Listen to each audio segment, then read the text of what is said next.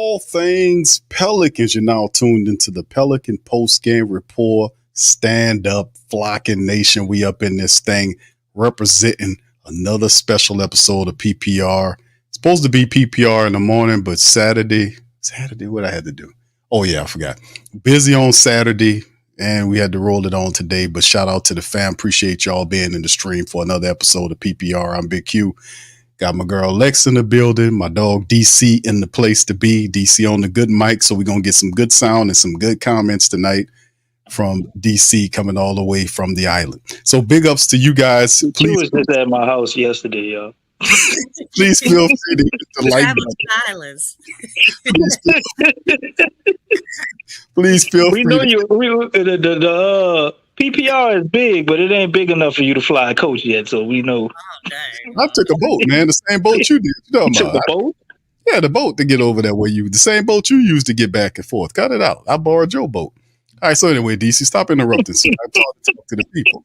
All right, so big ups to you guys. Appreciate you being in the building. Please feel free to hit the like button, hit the subscribe button. Feel free to share the show on your social media feed. Much love to you guys. We up in this thing talking Pelicans. We won't hold you very long on this stream tonight. So big ups to you guys. You okay, DC? DC's in the place to be. Okay. All right, so anyway, we're going to talk about a few things tonight on the stream, man. I'm all right, Stephanie.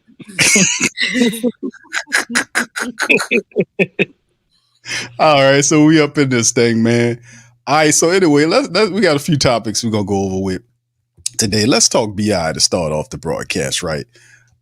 Pelicans face frozen Brandon Ingram trade market. This one comes directly from Clutch Sports, fam. And they talk about the Ingram trade market isn't pretty after Lauri Markkanen's new deal made him untradeable. So, this basically breaks down Pelicans' quest to find a suitable trade partner for BI has hit another roadblock. The Jazz were once considered one of the most sensible potential destinations for the talented forward. Utah President Danny Ainge put a damp town, he says, on those small fires by inking Lauri Markkanen into a long-term contract extension. Now, Markkanen is ineligible to be traded this season, effectively taking him off the market with Ingram. So New Orleans is being left in the lurch here. Sources indicated the Pelicans expected a mild tepid market for Ingram in May. The Pelicans have fielded calls, but have not been frustrated by having fewer options in the market. Ingram and the front office have both expressed their desire to continue their relationship. The only sticking point is the future price tag. Those are just a few reasons why the Ingram market is now effectively frozen. The Jazz only have surplus to requirement spare parts to offer in return. So the Pelicans need more than that to even consider calling it quits on the current core. Just look at what Utah wants to use to acquire an All-Star. And of course, we talk about some of the pieces. John Collins, an overpaid front court option. They talk about him being one of the guys getting $26.6 million and can leave after the season. The type of salary hit makes him a less attractive option for the Pelicans. It's the same reason other organizations have been reluctant to take on Ingram's expiring deal. The bill comes due eventually, replacing the high-cost rental option. It's all but impossible. Despite his athleticism and potential, Collins has struggled to consistently perform at a level that justifies his salary. His defensive lapses and inconsistencies on offense have made him a liability at times, further complicating any potential trade scenarios. He averaged 15 and 8.5 points on 53.2 shooting from the floor. Next option, Walker Kessler. Solid center, but not enough. Kessler has shown significant potential. It could be a valuable asset to any team. The Jazz promising young center is also on the market for a reason. Utah has been drumming up interest in Kessler for months, but at an unreasonable high price. The sticker shot of multiple first-round selections is too much in the Ingram deal. Kessler for Jordan Hawkins makes more sense for all parties. As well, the Kessler stout defense and reliable rebounder would make him great next to Zion. Yves, Carlo Mekovic could fill out the reserve rotation minutes. However, Ingram is exponentially better than Kessler. And Ingram's scoring ability, versatility, and overall impact on the game make him a far superior player. The Pelicans would need more than just Kessler and salary filler to justify trading away their starting forward. If Ingram continues to demand $50 million per year contract extension, the team must weigh their options carefully. However, Collins and Kessler might not even be able to play together. lessen their overall value to New Orleans. While Ingram's talent is undeniable, the financial implications of such a deal can hinder the team's flexibility in the future. If the best offer on the table involves a package centered around Kessler and Collins, the Pelicans might have to consider pulling the trigger despite the less than ideal return. Shout out to Chris Dotson on this article right here. Let's kind of swing it around to the flock. DC, this is one of the things that you want to talk about here on tonight about the BI situation.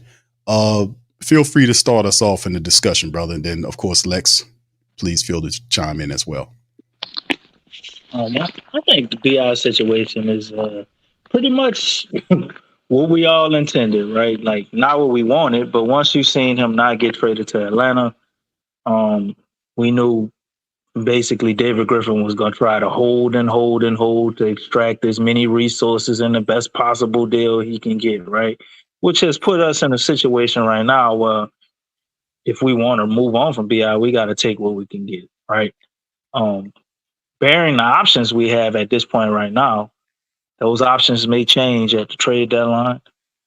I mean, I don't think you could do much better than Colin Saxton, John Collins, Kessler, however you want to swap that in there.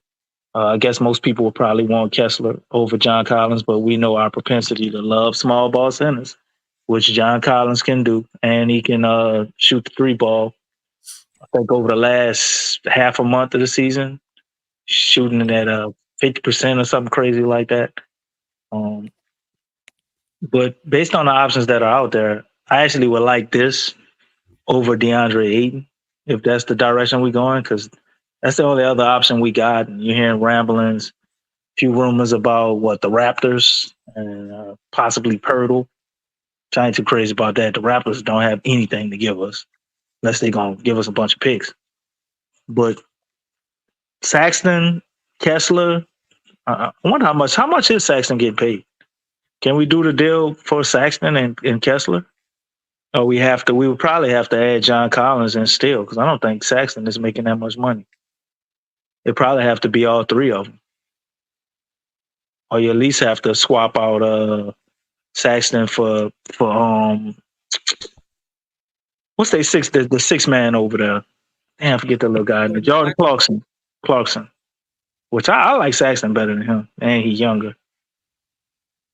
But I don't know, man. I mean, if this is all we can get, I wouldn't be terribly upset about that if we could figure out a way to kind of get at least a couple of second round picks or first or something out of it. Need some draft capital too. On Colin Saxton's money deal, DC got 2 years remaining on a 4-year deal. He's at 18.3 plus this year, 19.1 next year. Okay, so yeah, it would be Saxton and John Collins. Because he's making 18 and Saxton's making what? 18 point. Oh, Saxton's making 18 and what? John Collins making like 24? 26, I want to say. Let me look it up right quick. I want to say it's 26 he's making. I mean, let me look that up. Let me make sure.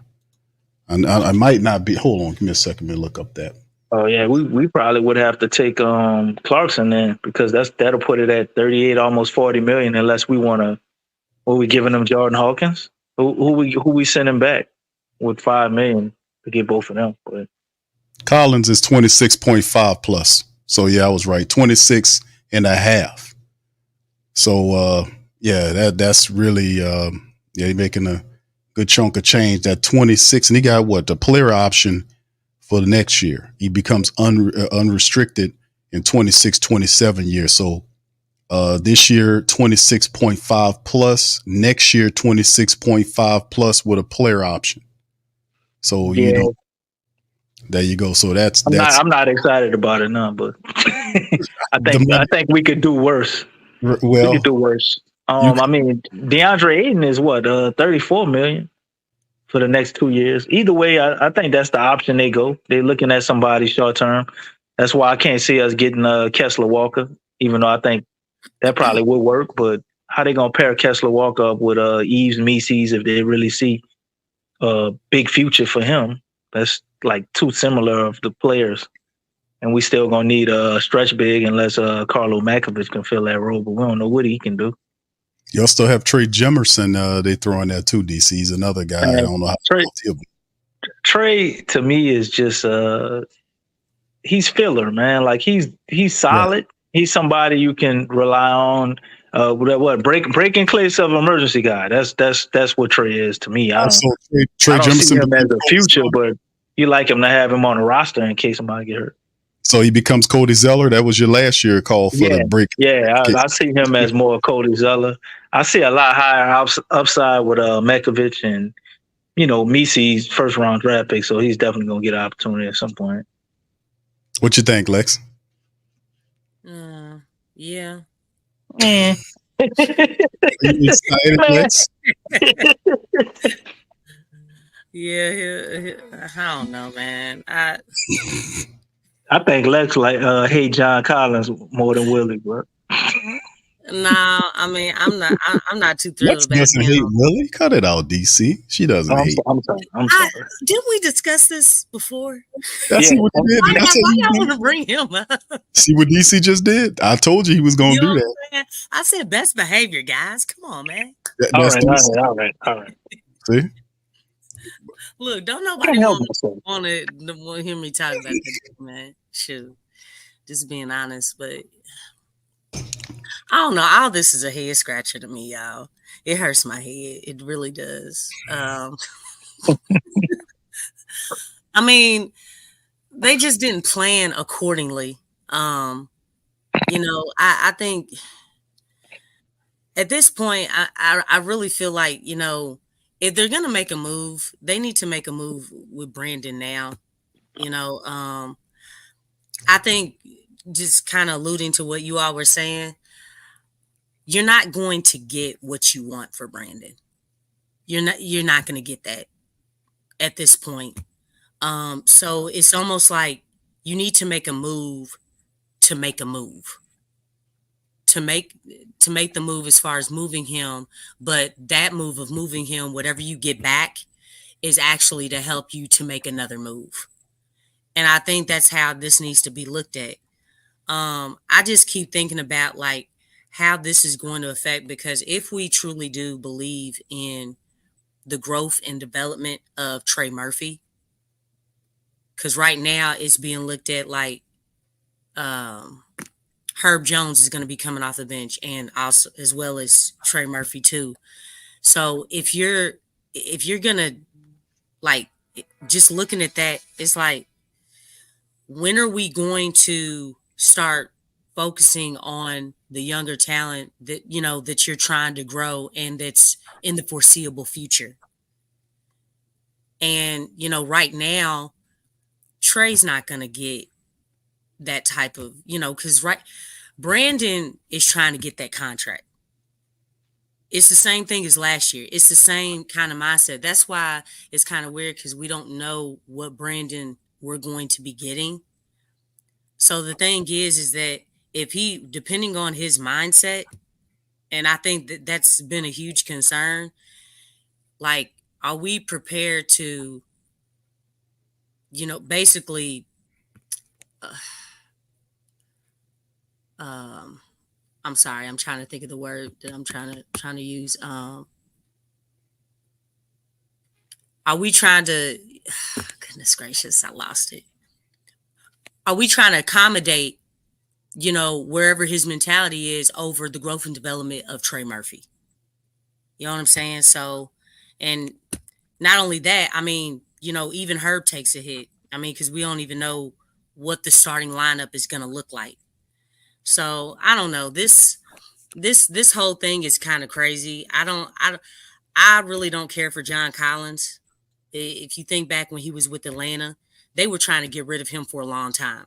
It really was, yeah. You know what I'm saying? And I'm thinking about that, and I'm like, whatever's going on with that dude, why did it take a long time for Atlanta to get rid of him? Mm-hmm. And you're telling me that you want him to come here? Like, if he comes here, what makes you think that, okay, we want to trade John Collins?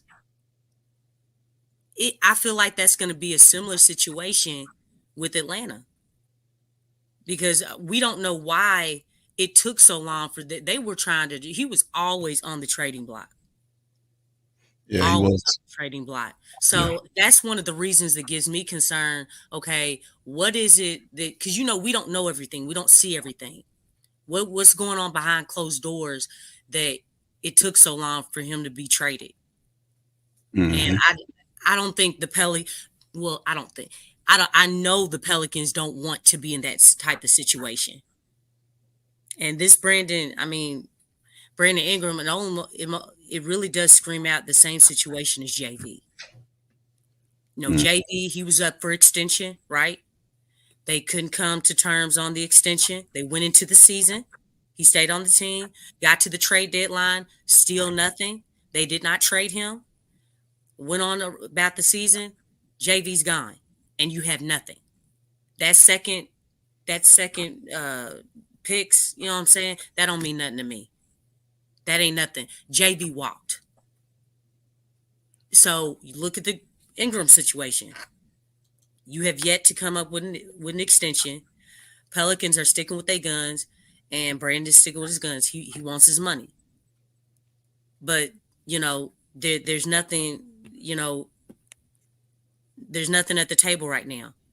So basically, Brandon's still on the team, probably going to go into the season. Trade deadline comes. Are the Pelicans really going to trade him at the trade deadline? Because after the trade deadline, look at what happened with just JV just past season. All these events, it just seems like it's deja vu again. So it's a head scratcher with all these, possibilities. But at this point, it's really like with Brandon, you got to make a move in order to make a move. Whatever move you make with Brandon, there has to be. It's not that move that's going to do it. It's going to be the second move, and maybe even the third move. Yeah, it's going to be. It has to be the trade deadline. You would think as you get close to it and see what the Pelicans do with it. Like I said, I think they just botched a lot of stuff going on. They said it was hot, then it dialed off. I think the Pelicans might have been asking for a little too much for Brandon Ingram, and teams just pivoted away from him. That's what it appears to me. But I think the Pelicans was waiting for Jared Allen. Yeah, they were. That's what they were doing. What I think. I think they were passing up because he was number one on their list. Like, remember we were talking about guys like Wendell Carter Jr. Man, you cannot look at the Orlando Magic and tell me, even now, if you could figure out how to go about it, that a guy like Wendell Carter Jr. is not available. They signed like 3-4 centers. Like, what are they going to do with all these centers? They extended everybody except for him. So they're going to keep, what do they have, a 4 or 5 center rotation? Well, I guess it would be 3 centers or 4 if you don't consider Jonathan Isaac a center. But they play him spot minutes as a small ball center, even though he's a power forward. So it's like we couldn't get Wendell Carter Jr. But the Pels, they set on Jared Allen. Plan. They did not have a good plan. They had a plan A, and that's it. They didn't have a plan B, a plan C, a plan D, because basically after plan A, all right, we're winging it. Look at how, with the center positions right now. Those weren't, man, Pelicans weren't thinking about Tice. Nah, they wasn't. You know what I'm saying? You telling me he was playing B? Yeah. You know what I'm saying? Like, you're telling me Trey Jemison, you didn't know he was going to be waived by the Grizzlies? That was plan F. They just started winging it because they did not have it. You can see it. We can all see it. Yeah, Stacey just made a comment. Pelicans front office get a C minus at best this offseason and could have had an A+. Well, and I still can't give him give him a C minus though. Michael says this. Other than Murray, we haven't done anything, to be honest. And that was the next thing. Literally, because the thing is, everybody knows. Looking at this roster right now, it doesn't look right. It looks unfinished. It looks unfinished. That's and it the looks energy like too, Lex. You did not have a plan. You look. Last season, we had a center. a starting center in JV. We didn't have a point guard. Guess what? You just swapped it. Yeah. Oh, there you go. Fix it. You know what I'm saying? It's like, okay. At a point guard by committee, you have center at by committee. I mean, it's like, dude. Hey, which would you rather though? I would rather have center by committee than point I guard. would rather have none of them. I would rather have a starting. Well, if you got to pick one. Well, what you got is what I would choose. If you got to pick one, man. When you look at other teams, it's an improvement. Right. When you look at other teams, though, other teams are complete. They have completeness to them. Yeah. Like, and that's been a huge problem. You see how everything is delayed, everything is slow. I can't say other teams Hold on. all complete. You can look at a lot of rosters, and everybody's gonna have a hole somewhere. Some people's hole is gonna be bigger than others, but like we have 8 guys that can be starters on other teams. I can't look at that and just be like, oh man, they completely just messed it all up. Like, well, no, it ain't. I'm saying 8. It's really 7. So 7 guys. But how many other teams that have 7 guys that can be starters on other teams? Do we need to look at the other teams? But that's not the. Let's look at them. Let's look at them. She was saying the completion of the. But go ahead, Lex. Finish your thought. That's what I was just saying. Like, look, last season we had a center, no point guard, no starting point guard. Okay, now we have a starting point guard. We don't have a starting center. We're missing something like, and we've known this for years. How many years does it take for you to get 2 positions? 2. I mean, is that reasonable? How long? How many years? How many years has it been? It's definitely been since Willie Green's been here, right? I mean, man, we've been looking for a center since Anthony Davis. Anyway, wait. Well, DeMarcus So what? AD was after. That's right. Is that 5? Huh? Is that about No, 5? That's at least yeah. That's about 5 years. DeMarcus Cousins, man. So basically, since Zion was, Well, I mean, AD was center after DeMarcus Cousins when they brought in Julius Randle. Remember? I guess I'm playing center. You remember that? Yeah, I know that we covered that. Yeah, that's true. But yeah, but this is the thing about Willie. This is the best point guard, obviously, that he's had since he's been the head coach here. Being that he's a guard, even though he played off guard a lot, you expect the current point guard, a veteran who's very good, and the current coach to kind of get it all together and walk it forward. Now, obviously, this is a path right here. We'll just kind of look at it a little later because I'm obviously going to walk past this generally because I know Lex is listening, but we're going to go to the next one and talk about Trey Murphy. Because Lex, we're going to walk right past this shit because I know Lex is listening and I know she loves Willie. We're going to leave that alone for right now. You know what? Hey, can we do a poll? Hold on, Lex. We did a poll. No, I got. You got to create your own poll because no. This is a good one. I want you to put in the poll. What you got? Who loves Willie Green? Okay, put a yes and a no. Okay, those 2 options. Who loves? But what does that improve though, Lex? As a coach, okay. We still got Willie. I know, but you keep saying that. I'm like, okay. Anybody else want to chime in about their love for Willie Green as a coach? What is it, love? What love got? Huh? What does love got to do with it? There's no love. It's a fact that Willie's the coach. You trying to get me in my Tina Turner mode? No, you Tina Turner. Got to do it.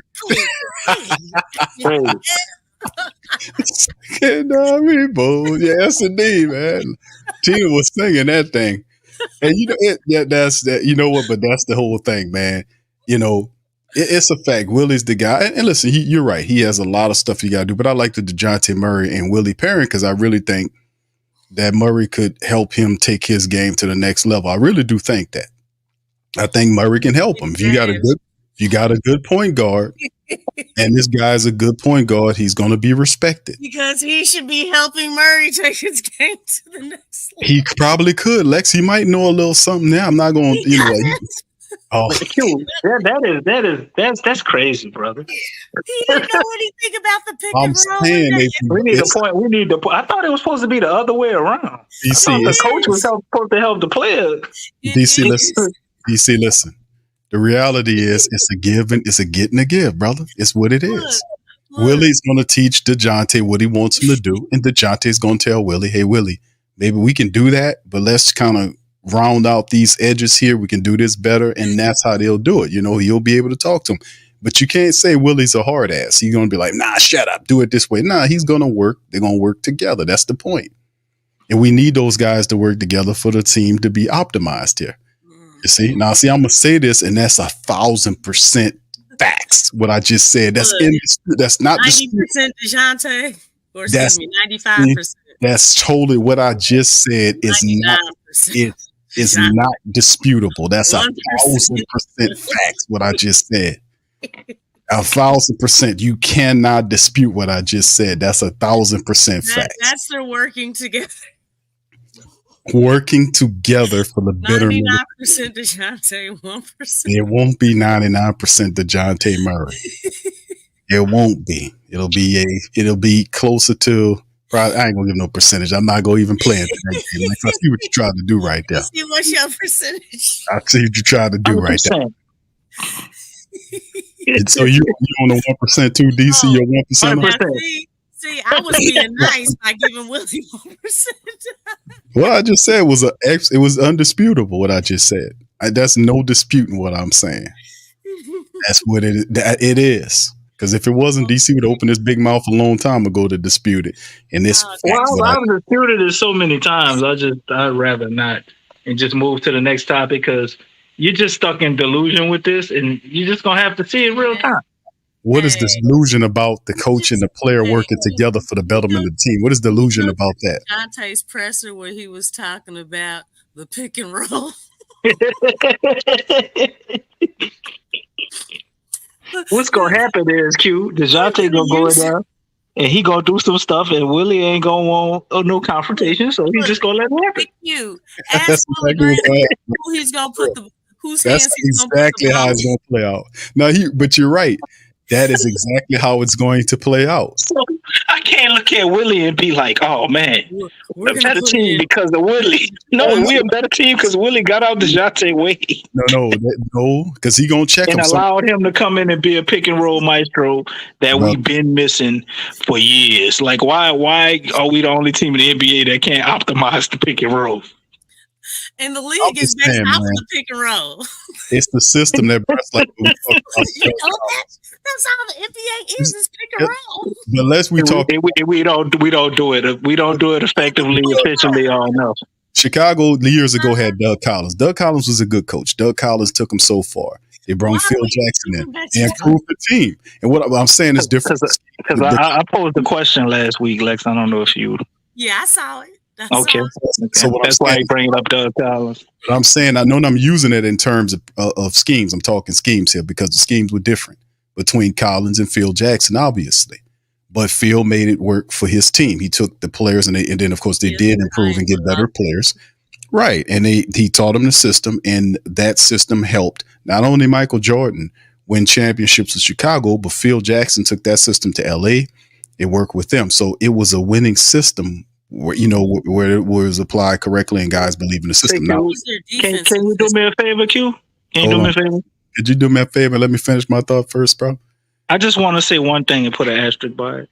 Can you never, ever, ever, ever again mention any conversation with Willie Green and say Phil Jackson? Brother. Hold on, brother. We talking scheme, bro. That's what I'm saying. I'm saying scheme. I'm not saying don't use Phil Jackson for an analogy or anything. Just don't use any championship caliber. Don't say his name. Don't say his name. Even when I'm Greg Popovich, you don't say his name either. I'm talking about Willie. Okay. I got a better name. I'm talking scheme. Riley. Who? Yeah, Pat Riley. that is acceptable. Pat Riley.